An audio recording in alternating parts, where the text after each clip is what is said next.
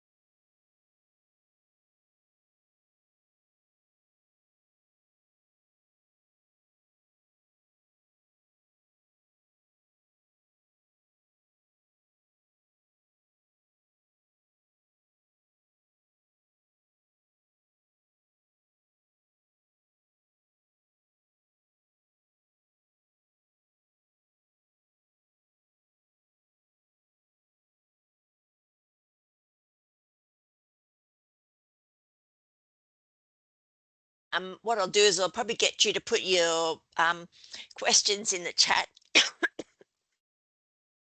Um, And it'd be good just to sort of start with a bit of sharing from the people that are online of where you're working. So maybe just a quick where you're working and what you love about sort of the complexity of the patients you have in those areas.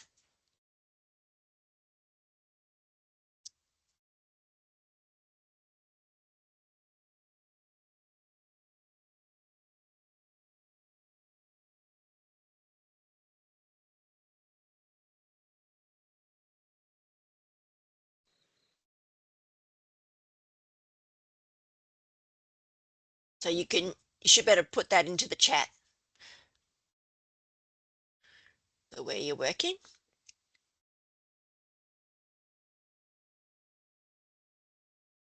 Right. Well, I might start just before 4.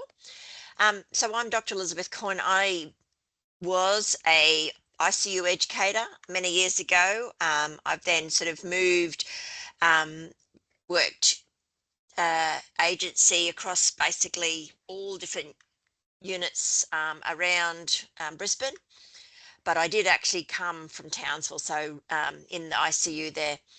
And so managing complex clients is a course which is really then to look at how you as a nurse um, can provide that sort of support, which really is that sort of understanding of the complexity of the patient.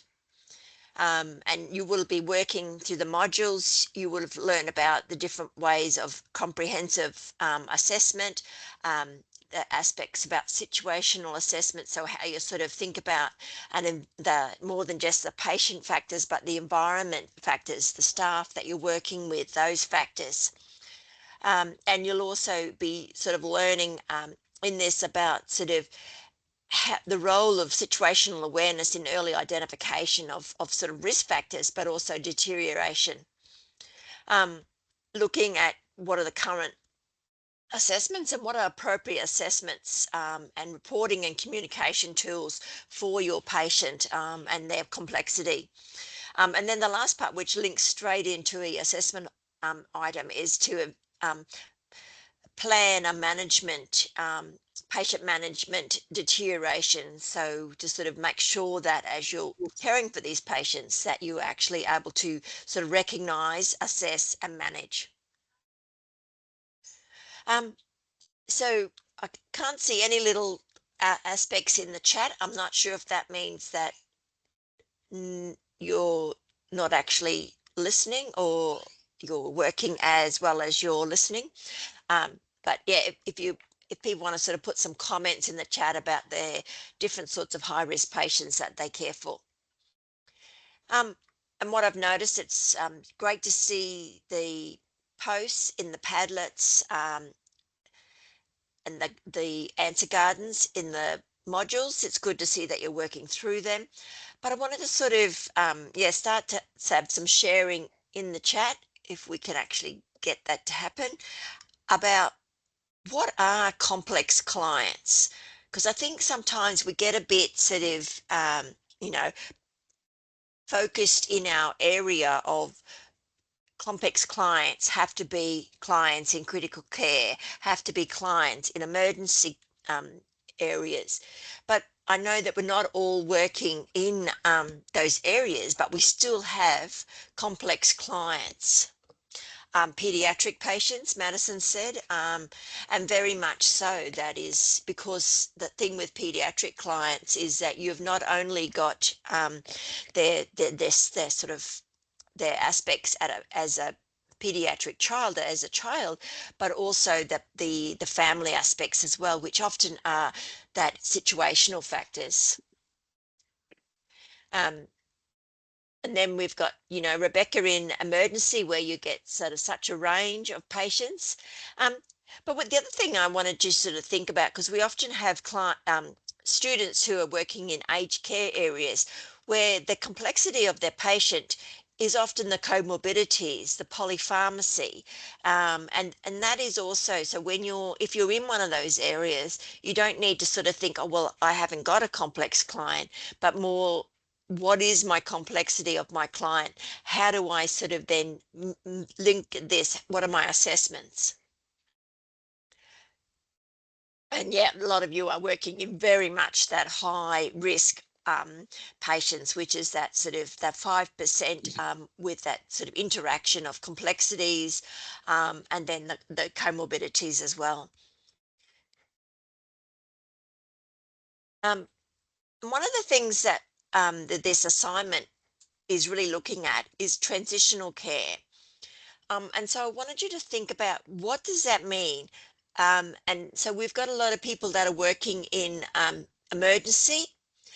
So then transition is clearly moving this patient from one high risk area to either a lower risk, so a ward, surgical, to theatre, or to critical care.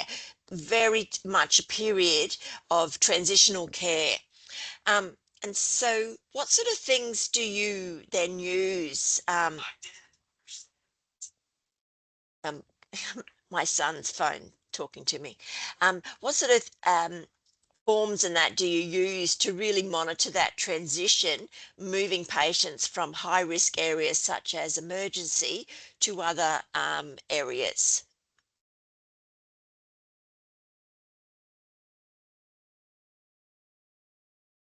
You can either put in the chat, transfer checklist, yeah.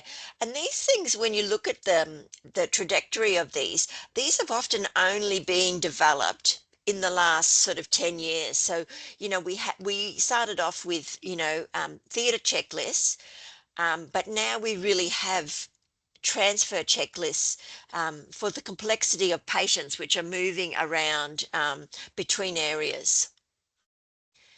And the other thing, if we're sort of talking about your comorbidities and polypharmacy, moving patients from sort of low risk areas, so you might have a medical patient that has a respiratory arrest that then moves into a critical care area. There's often a set of assessments, and that will be a period of transitional care, even though it's moving from a low risk area to a higher risk area. So it doesn't really matter what area you're working in. There will be times where you're having to actually think, this patient is moving from one area to another, and there's going to be risk periods in that.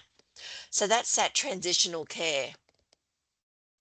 And so if you're working in one of those high risk areas, what are some times where it even is a sort of transitional care? So if you're in a critical care environment, what are some times where you could have transitional care.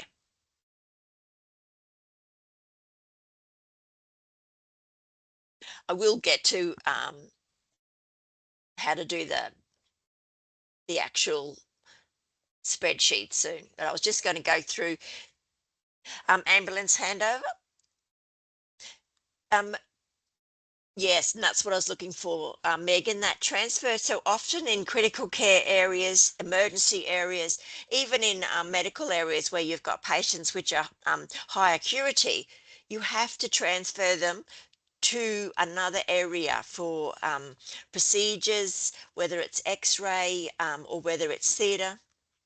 And so one of the things that when you're developing your poster, think just make sure it really is transitional care. Now, a few students have messaged and emailed in relation to maybe just the movement of a very high risk patient. So you've got a critical care patient that you're then maybe moving to mobilize or moving to out into a chair area. What I'm saying is that just be aware when you're developing your spreadsheet, you need to actually be able to reference and have enough supporting evidence. So think about, is that actually transitional care when a patient who is in a critical environment is mobilized? Is that considered transitional care, or is that just a higher level of at-risk care in that area? So just sort of be aware of that. And so that's where I'm sort of looking at choosing the correct case for your assessment items. So just to, if you've just questioning, you just send me an email just to make sure that you're definitely on the right track, so that some of them are very clear. You know, you are moving from one area to another, you are changing admissions, you're moving into different acuity areas, but if you're just moving a patient who is high acuity, is that still transitional care?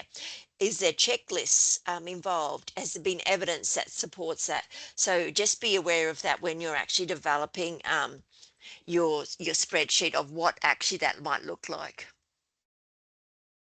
So when we're actually looking at this, so and I'll just go to my next slide. So the next sort of aspect I was going to look at is, so transferring a patient to medical imaging is definitely appropriate. Yeah, that's a specific movement. And so I wanted you to think about what situations, why do we have flowcharts? There's so many situations in nursing care where there's flowcharts. And who are they aimed at? So most flowcharts are to provide the nurses or the health professionals with guidance across a specific aspect. So asthmatic, diabetic, all of those emergency situations all have flowcharts. Often you'll find there will be, less like there's checklists for moving patients from emergency to the ward areas, you may find there's also a flowchart. And so that's what you're actually developing, this a flow chart for action points for transferring as sort of in patients' care in your own environment. So you know, it can just be sort of that movement to, you know, surgery, from surgery of a high risk patient, or it may be really complex, you know, the movement of a critical care patient to CT and back. But remembering that they are aimed at your colleagues. So this is not something you're doing for patients. This is purely at registered nurses and other health professionals. And so you need to think about the evidence in relation to these risk periods. So that's why it's important to sort of identify the risk period. What is the evidence in relation to that? So that you've got enough evidence to actually then make your flowchart. And so making a flow chart is easiest, I think, on PowerPoint. If you're clever, Canva works quite well. But just in PowerPoint, using a flow diagram, adding in text boxes, arrows. Now, the things to be aware of is it should flow. The whole point, if you look at what have you got in your ward as flow diagrams, look at the key aspects on those, the size of the writing, the way the arrows are, how easily it flows. Are there points of sort of, you know, to bring your eyes to that? That's what you need to be aware of with yours, because that's part of the marking criteria. So when we look at the marking criteria, it's about the 15 marks on the actual comprehensive presentation, the flow chart. So concise, comprehensive and clear points, comprehensive and concise patient assessment, illustrations which lead your eyes in, and also the movement of and the sort of the text, the font, and the color of the font. So just be aware if you've got sort of like red font, really difficult to read often. So just be aware of that. And I use this diagram as a bit of a sort of a way of having eyes focus. So when you look at this picture, you've got a picture, but your focus goes straight to those feet. So think about how you might sort of, if you've got something that is about oxygen saturations, how do you put a visualization that then helps your sort of your brain focus? You see it, you read it, and it becomes sort of part of practice. So that's the sort of thing we're looking for, that it's easy to read, and the pictures and the visualizations really help direct you, because that's what makes a good flow chart and one that's too busy. So the exemplars that we had, some of them are really busy and they've got different colors that just are difficult to read. So as you're working through your presentation, just sort of maybe get a colleague to have a look. Does it make sense? It should make sense to any colleague that reads it. Remember, it's aimed at registered nurses. It should have the flow going in the right direction, and it should have visuals that really highlight the aspect. So that presentation is 15 marks. And then your appraises your actual the care, and so that's then your next aspect. So that's sort of this making sure that you've got clear justification, that you've got sort of that clearly applied flowchart. What parts of management approaches do we need to briefly talk about things like the essential intervention communications?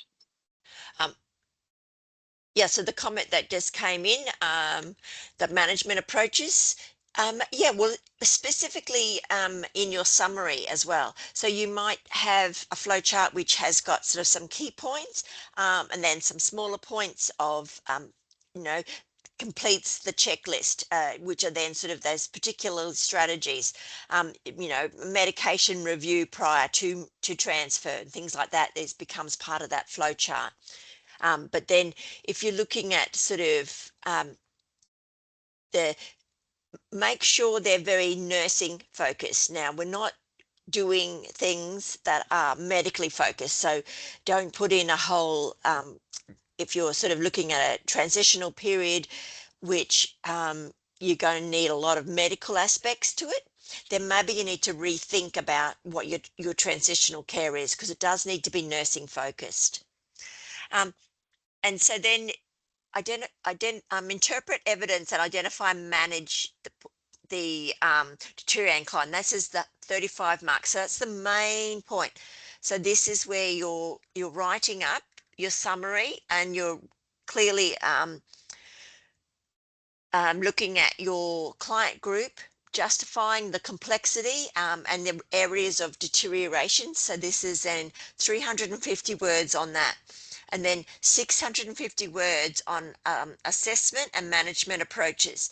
So this is about, you know, who else might be involved? Does the family, what involvement of the family? Thinking about that situational awareness. So if you're looking at sort of a flow chart and it's maybe movement of a patient from emergency to intensive care, then inclusion of the manager of intensive care has been notified, the staff is ready for handover, would all be part of that management and organizational aspects that you need to be aware of. And this is that situational awareness, because as you know, clinically, if you arrive at a place and they're not ready for handover, it's very frustrating, and that's clearly when mistakes happen.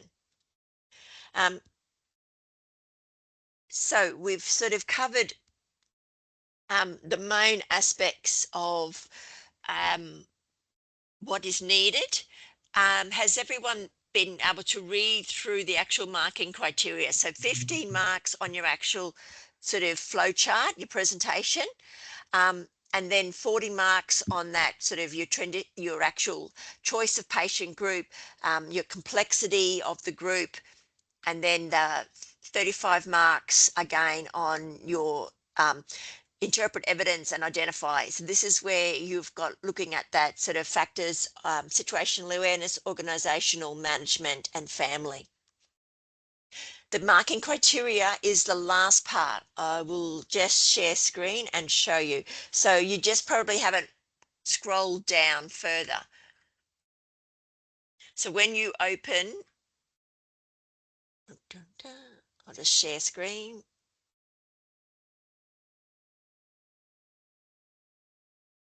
So when you open the actual managing complex clients assessment 1, you've got the information, the aim, part A, part B, then you've got the smaller details, which has got the word count, etc.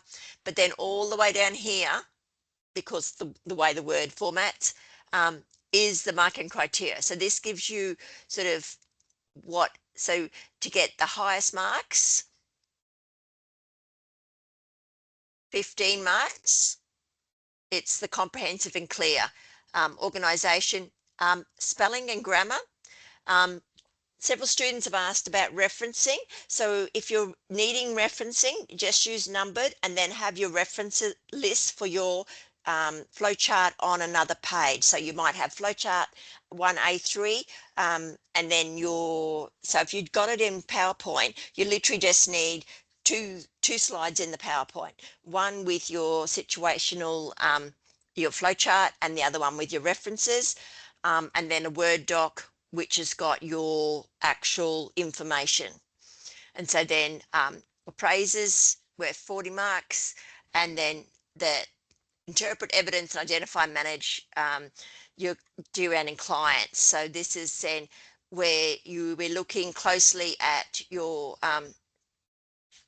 what factors you've picked up, and use of literature to support that, so that you really are justifying the actual patient, what your treatment, what assessments you're using. So we don't want simple assessments. This is a high level assignment where you're working at a postgraduate level. So you really need to be sort of not just saying that you're going to do a respiratory assessment, but what might that entail? Thinking about that you want to have all levels. Most of you will also be doing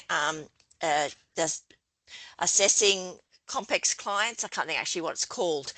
So think about the assessments that you're using in that one. And then 10 marks again for referencing, peer review, and organisation of those ideas. So as you're sort of doing your report, so introduction of the flow chart and the client group, justification, appraisal, and then just that conclusion. So main points related to risk mitigation.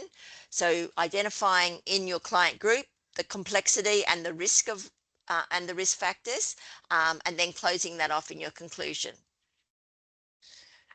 Right.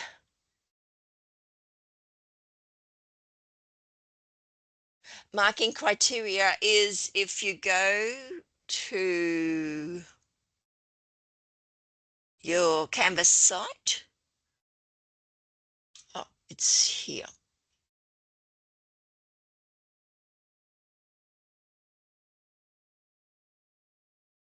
Yep, that's the wrong course.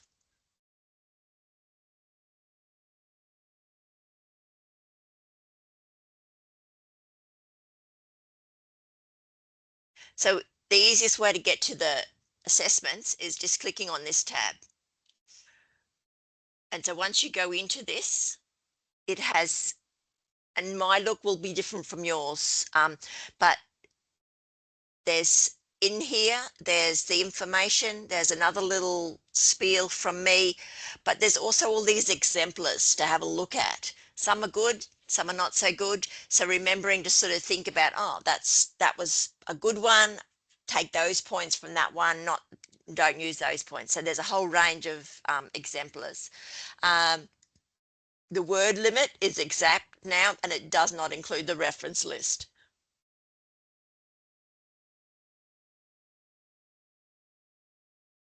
Any other questions?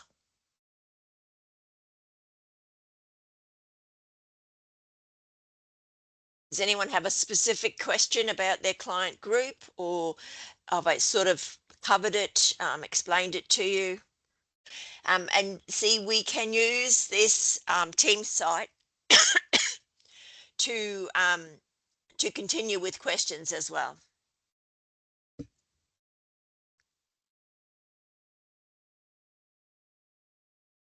Yeah, so as long as you're under the word limit, like, yeah, you can be a bit flexible. So you might, and just be aware of acronyms. So use of acronyms, you do need it. So first, the full word first up, but you cannot just make up your own acronyms to reduce your word count. So, ICU, critical care, ED for emergency recognized acronyms. And so you might sort of want to use, present your ward area and then the acronym for it. That's fine. But just be aware of, if you have too many acronyms, then it just becomes a lack of flow, and so you'll get marked down for that in your with the use of acronyms, because sometimes students make their own up, and it's just becomes so confusing that you lose marks on flow. I would definitely submit your flowchart as a PDF. The problem with submitting anything in an electronic environment is that if it's a Word doc or PowerPoint, it moves. And the last thing you want is your carefully formatted flowchart to go in and then lose its formatting. So yeah, so develop your PowerPoint. And if you're clever, you could literally develop your PowerPoint, put your references in PowerPoint, PDF it, do your Word doc, PDF that, combine them together. So then you've got PowerPoint references, summary as in your Word doc, and the references for that. Or you might just have all your references at the end.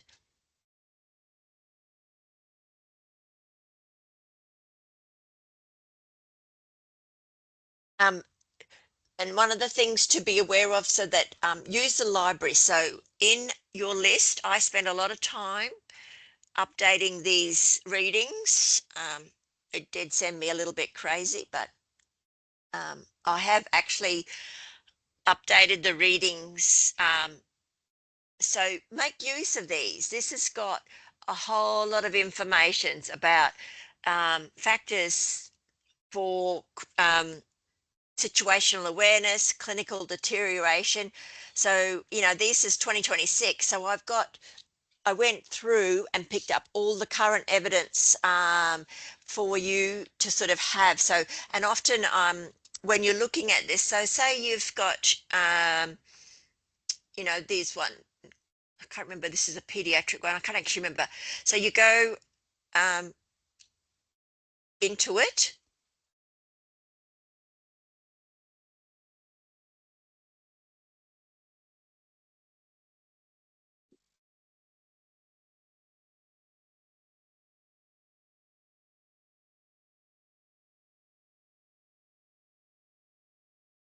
Um, but what you might find is, and see, this has come up as a PDF, but I often then just copy So if you have it as a live document, then you can look at similar articles. Because once you've found an article that is, oh, you go, that's just the perfect article, you don't need to keep searching and searching, because often if you just click similar articles, everything you need for your assignment will be there. So you can have a look at that. You might also have a look at their reference list. This is just current, so there's not going to be anyone that cited it already. So no one cited it. But, you know, looking at their reference list and thinking, oh, that looks, you know, that's a really good article. That's the best way to actually be a good researcher, to find just what you need for your assignments. So making sure that you go through this reading list and really think about what's useful for you. I've sort of got it through whole lot of pediatrics to bedside handover to ICU, crit care. There's a whole lot of different articles that I managed to find. So these are nice ones to them for you to use. So has everyone found the reading list? Hopefully. Did you all know that it was there? And so you've also got in the modules. So what you're looking at defining your patient deterioration. And so you've got references in that. So then go down often either to the end of the page or to the end of the module, and then you'll have all the references in that as well. And so you might sort of be looking at some of the actual references within this, which you can then link. So this is Debbie Osborne's one, so it's in the reading list. But at the end of all the modules are all the references as well. And so go through this and think, oh, that's what I need to know. I need to link to the patient standards. That's here. That's this reference. Go to that, have a look at it. And so then sort of make sure you use all these literature that we've provided for you. In the poster, the comment here from Jacob. So in the poster, you do need somewhat of references, particularly if you're particularly quoting, say, this assessment is needed, or this is, you know, a particular point in the risk factors, because that's where and that's where I was saying you can use numbered and then have that as part of your reference list. Or you could just have it as APA, depending on this, you know, how big you want it. Remembering that the font size can be small enough so you can fit things in, but also not so small that we can't see it. Now, if you're doing a poster in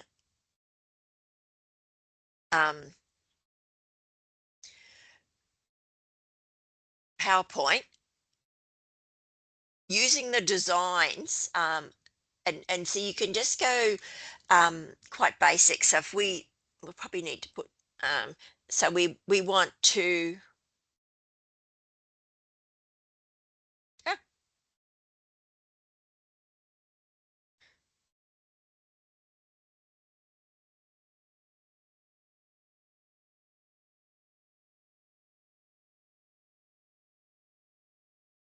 So with this smart art, so then decide what you're actually going to use.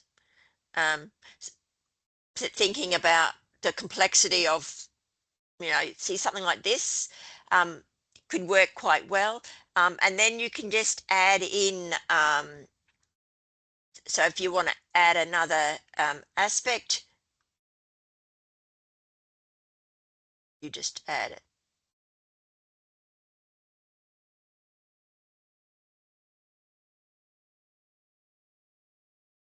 It should just add to you, because I've got nothing in there.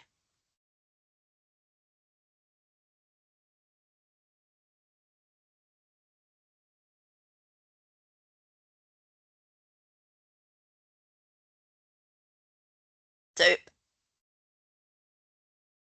it's not allowing us to do it. Let's change it.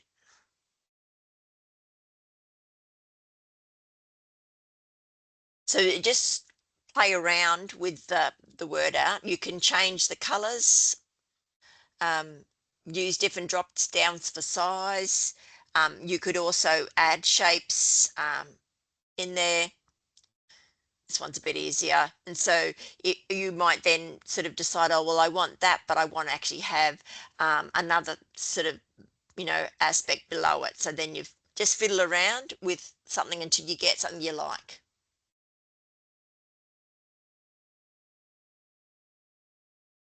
And so there's a whole range here.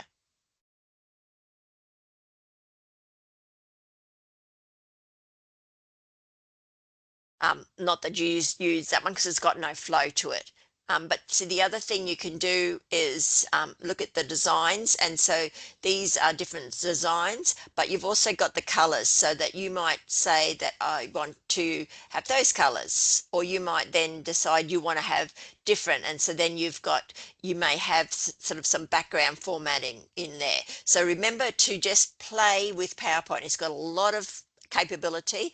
If you're a clever Canva user, then use that. But yeah, so there's different ways to sort of have your flowchart presented.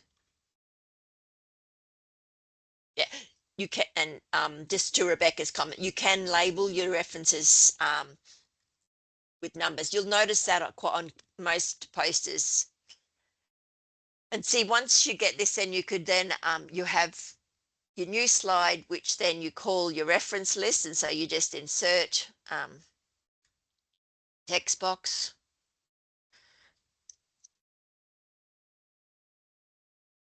And then when you're saving it, you go File, Save As. But don't save it as a PowerPoint, save it as a PDF. And that means that when you're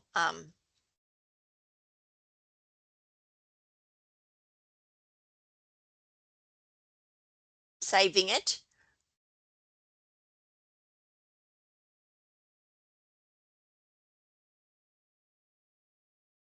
let's come on my other screen. It will, when you submit it, it will stay as in the same format. So just make sure that as you submit it, it becomes you turn it into a PDF before you submit it, because in the past people have submitted it as a PowerPoint and then you end up with this whole complex where it's all moved shape. Any questions? How are we going? I think I've talked far too much. Does everyone sort of recognize you can move PowerPoint around that much? Maybe do thumbs up or thumbs down. And see, once you're doing your with your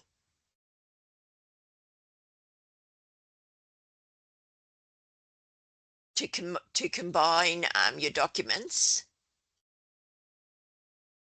you just would add them in and then add the Word doc, and so then you've got and then combine them, because that will get you then your it all together ready for your assessment item to be submitted.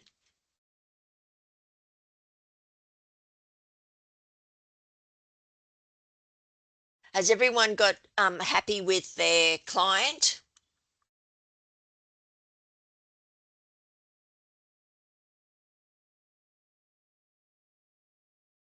So Yuling, could we include the post family care?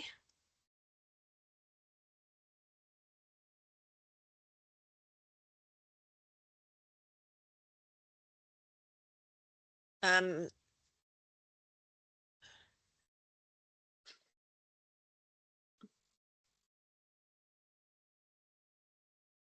I'm not quite sure. Maybe email me, Yarling, because I'm not quite sure what you're meaning there. So you were thinking of like a child transferred home who's still using a sort of like a home ventilator or something.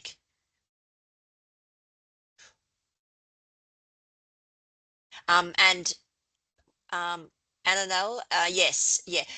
I just think using a PDF um, and putting, I'm pretty sure the submission point is it 1 point or two points?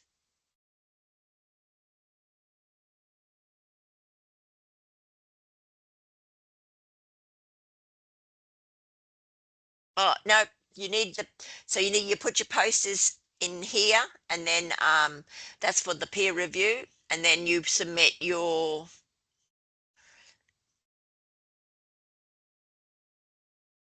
draft. And and so it's would only be in this final part, the poster and report, that you would then combine both poster and report together because it's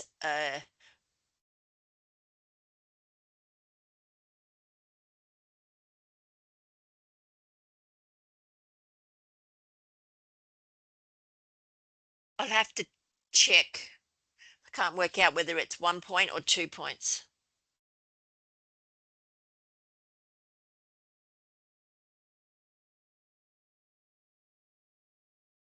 See, it's only got one attempt, so I think it does need to be one file.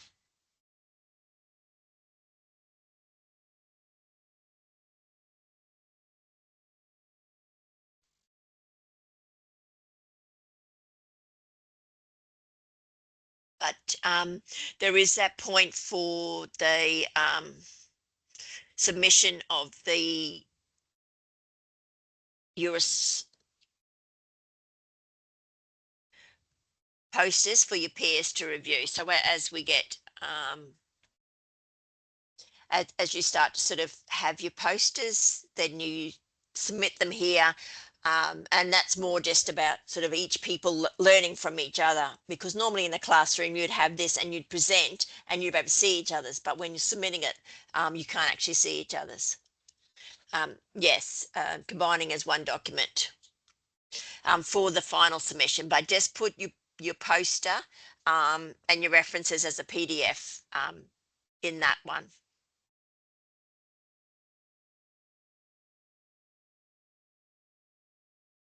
Does everyone feel that they have a sort of a high risk group for to use as their transition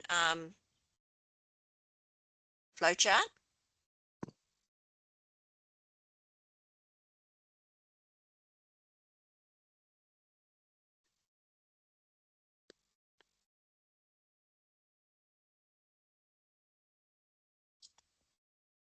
Um, if you want to put your hand up, I can answer that way.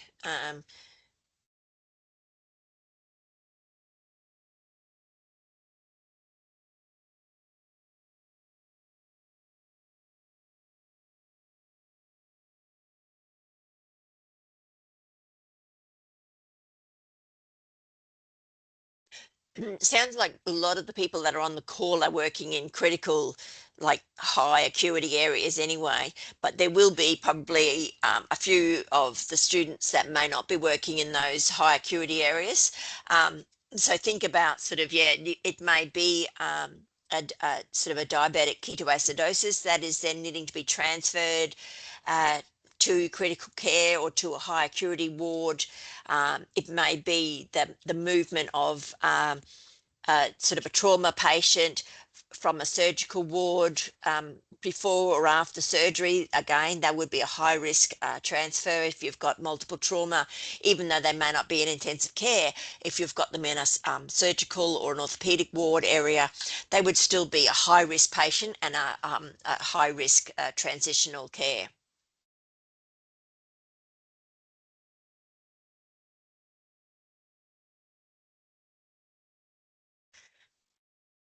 Um, Maddie, so Maddie, you've said um, so doctors are the lead the handover. So I suppose I would have thought that even though doctors may lead it, nurses would be there as well, with having a nurse handover. So I would think that you could still use that transfer, but just think about it, um, you know, as a sort of a nurse supported. So the assessments that and the checks that you might do, the high risk points of time that might occur in that transfer. So you can sort of think about even points that such as the, you know, the transfer from bed with patients that are intubated, multiple lines is often a really high risk period of time in a transfer. Um, or if you're sort of looking at, you know, movement of patients in any area, that in itself is at high risk. Um, movement of patients returning to wards, yes, definitely, because again, that is a high risk period, especially if you then add a complex client. So maybe the older age where you've got maybe delirium as an influencing factor, or your high risk orthopedic surgery where you often have hypothermia as some of your risk factors in that. If you're in your cardiac areas, it's always the bleeding and the drains. So thinking about sort of what aspect of that post-operative patient makes them a high risk. So this is not just your average patient to the ward. Um, you've got it to ICU, so definitely that would definitely be high risk because they wouldn't even be extubated. Any other comments? Has everyone managed to work their way around the actual Learning at Griffith site? You've found readings, modules, the team site. Also, I haven't been putting much on that, but that is a spot where comments can be placed.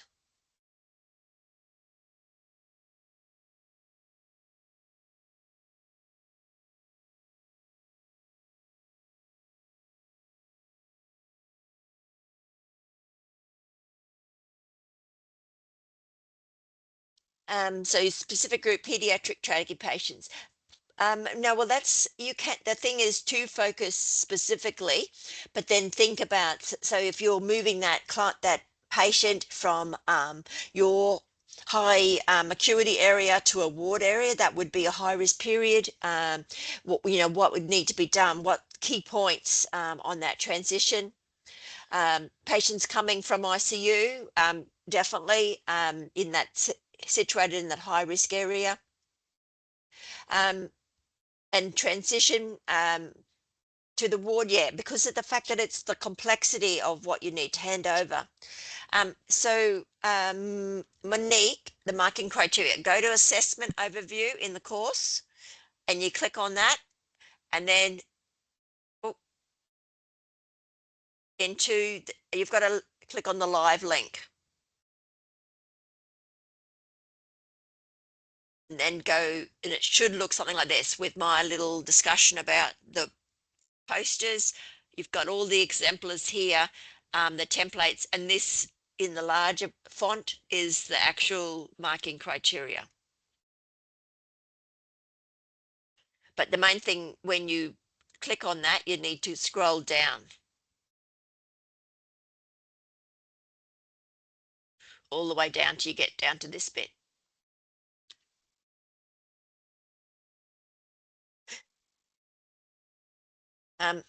Any other questions? Hopefully you haven't had too busy a day.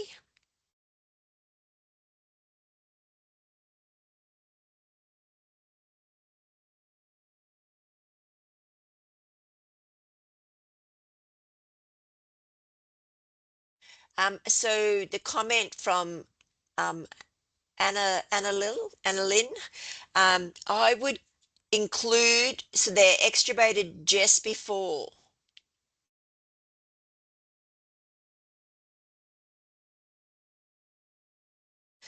So they transfer with a cardiac after post-op cardiac surgery. The high risk, the transfer is the bleeding, the movement, managing their blood pressure, all of those aspects. So I think the extubation is then, that would be another period. But you think about, I used to work in the Wesley's, what was it called? The cardiac post-op ICU, where you get these patients, and every time when they're on their bed already, but intubated, drains, as you start to do their observations, you've got all of this, managing the blood pressure. What are the risk factors of that? Making sure that they're fully sedated, they haven't sort of woken up in that transfer period. What's the family doing? Have they been told? So these are all the points that you might sort of look at in that transition period of the transfer of a patient from theatre to a critical care area. I think the template is just for if you wanted it.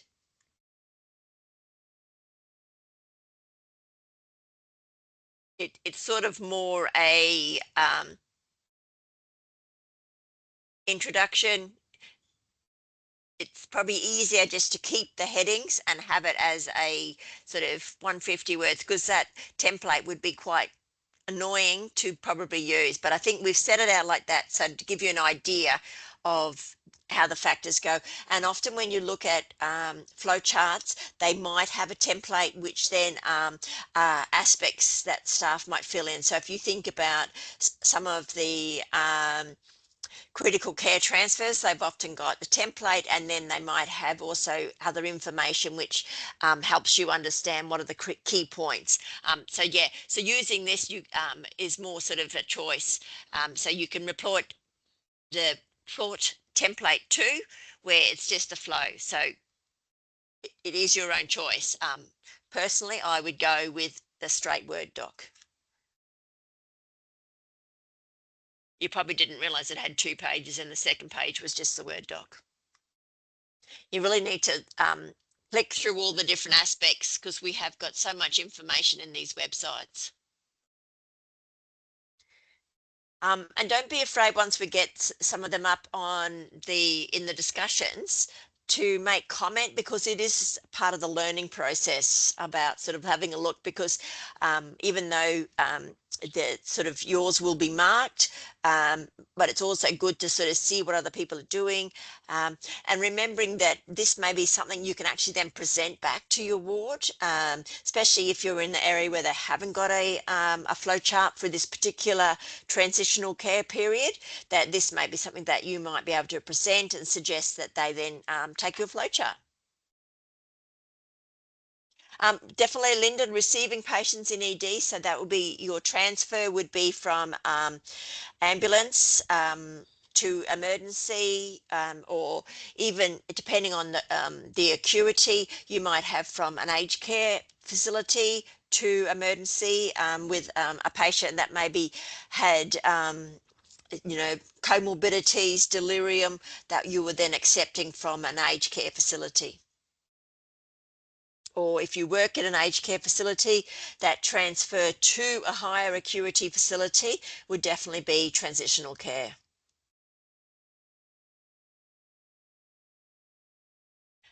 Any questions, or have I sort of worked through everyone's questions? And remembering this was recorded so that other people can actually listen to it. But also, if you wanted to add comments afterwards, I'll still continue to answer your comments as they come up about this particular assessment item. Is everyone enjoying working through the modules and thinking about the different aspects in relation to complex clients, thinking about sort of what is patient deterioration? I think the factors, the importance of family, and later on it gets on to that sort of situational awareness and the family factors.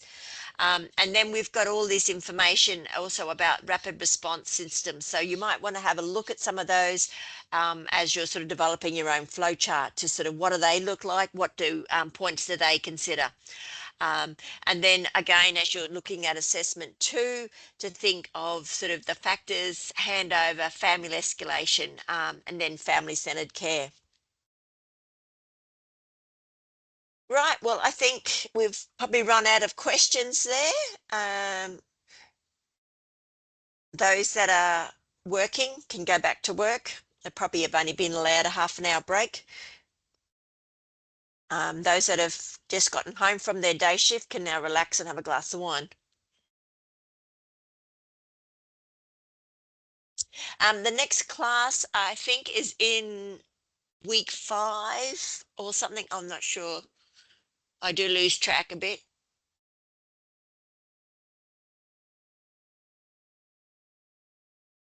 I'm away in April, but I'm sure there's another one. Or maybe it's after. Maybe it's not actually till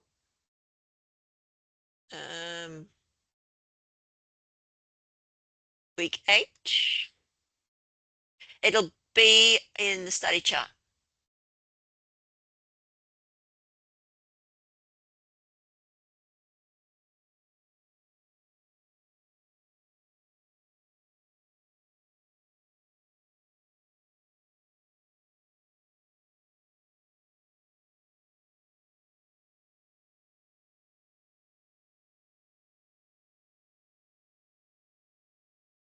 So the next one is in week 5.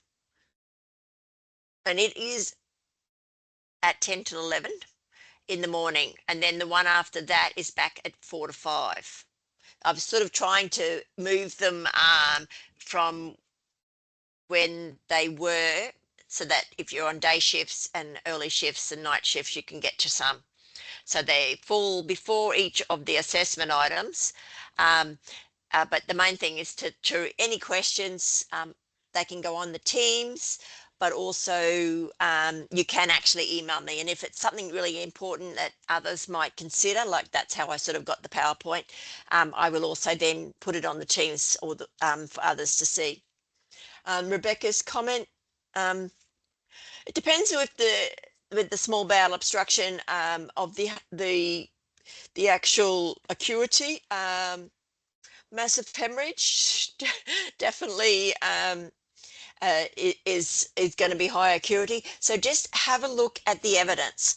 I think as you're starting and choosing your acuity, your group, look at the evidence. What does the research say? Because if there's no research, then it makes it really hard to justify what your courses of action and your assessments are. So think about sort of just doing a quick either a Google search or into library. So if you go into the library, just do a quick search. You might look at, so small bowel obstruction, and then maybe risk factors. And we'll just add nursing into that. So just simply, hopefully this will work. You often just, a simple search gets you some lovely, so we've got 44 results. And so then you can sort of actually go, oh yeah, there's enough evidence in there, or actually no, there's not enough evidence. So, and see one of the things, so emergency case with multiple gallstones, you might then go, well, you know, what were their keywords? What have a look at this one, see what are the articles which have referenced them.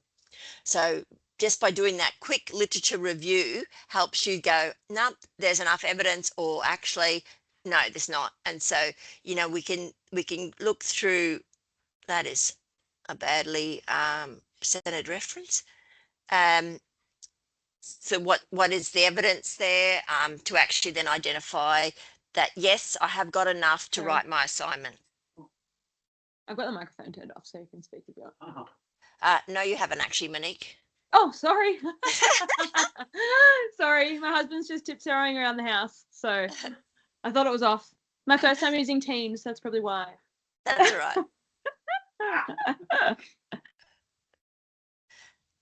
Any other questions? And when you're doing your searches, like it's so easy then to just use the button. So you want full text, you want 5 years, and you want articles. And you don't want that. That is just a badly formatted one. So think about sort of how your searching define your evidence goes, and then once you get, so if you sort of said, "Oh, this is looks like a good one," then look at it as a live article. So go to the DIO, so it's a live article. You don't want to be looking at the PDF, and then you can see what references they've used. So you might sort of go, well, they've got cites 22 papers, so what does that look like?